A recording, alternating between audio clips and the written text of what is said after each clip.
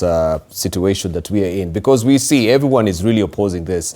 Even hearing the sentiments from the chambers as well, most of the legislators, they are opposing what is going on currently. The U.S. Congress is opposing it. The U.S. Congress as well is actually, against it. So the question is the center really speaking to the periphery here? Is it a matter of misinformation as it is from also the ministry of the government so that Kenyans can fully understand what is going on? Everyone has bugbears and fears around it. So why would they hear, the cry of the people? I mean, it's a democracy that we're living in, isn't it? Because you hear what the minister is saying, that whether you like it or not, this facility is here to stay. So it is being, crammed and shoved down our throats. I think there are two issues here we need to appreciate. First is Americans spoke ahead of us, and for understandable reasons. America is facing midterm elections very soon, and the balance of things in American politics. So there's a lot of politics that is local there. But besides that, Americans are first looking at the interests of their own people. Mm-hmm. And therefore, it's America first. That's understandable.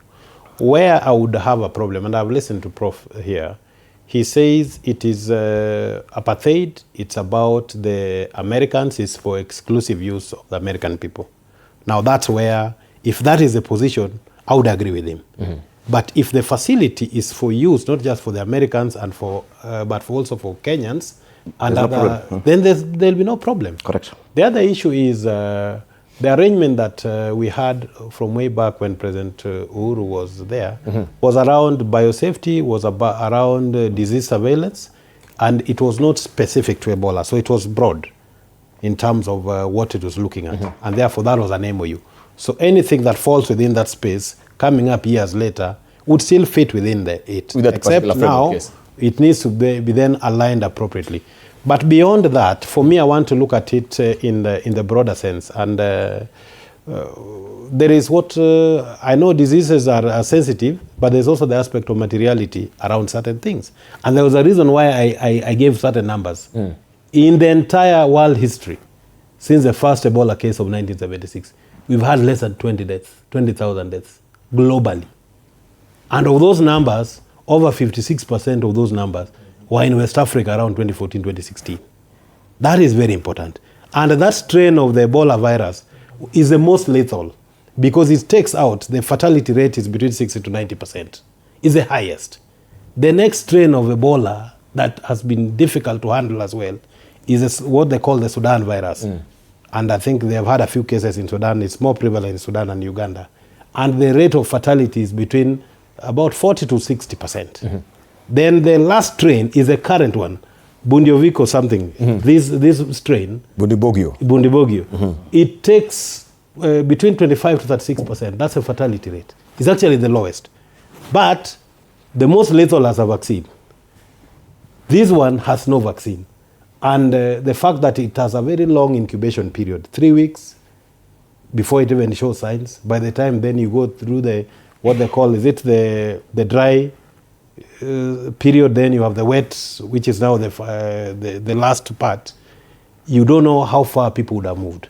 So for me, I think beyond the conversation around why is this thing coming to this particular area when it is already in 23 other areas. When we had COVID in 2019, many Kenyans don't know how many centers were set up, including very highly sensitive places for just managing COVID outbreak. But the beautiful thing is that when you're dealing with a pandemic, the worst thing is to have a population panic. Mm-hmm. And therefore, certain pieces of information cannot just be thrown around the way this one came out. And I think the way it came out, it sent a very, very wrong signal. Mm-hmm. And even now, even if you are meaning well, you are struggling to get the critical information that needs to get to the populace, yes, which for me is very, very important. But now, how then you deal with that, you must then craft a very good communication strategy. You must be able to communicate better. You must be able to explain better. Have more openness around information that is shared.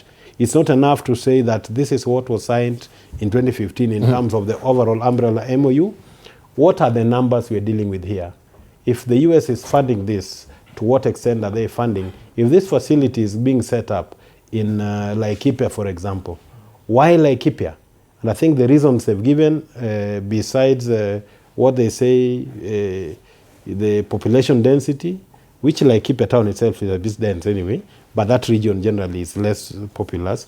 Then the runway being long, then the fact that it's within a military setting, then it also means that within military spaces, sometimes discipline and order is easier to establish, and therefore containing some of these things could be easy.